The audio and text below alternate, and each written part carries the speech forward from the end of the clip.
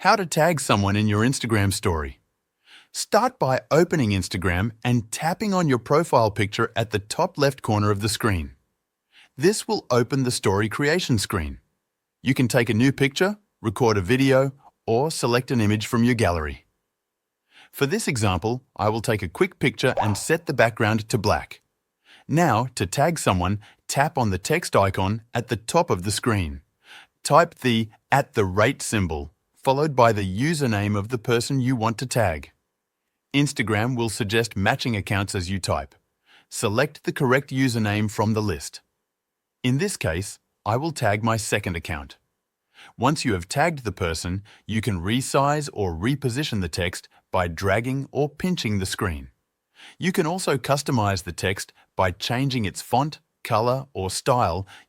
When you are ready to post, tap on Send To and select your story.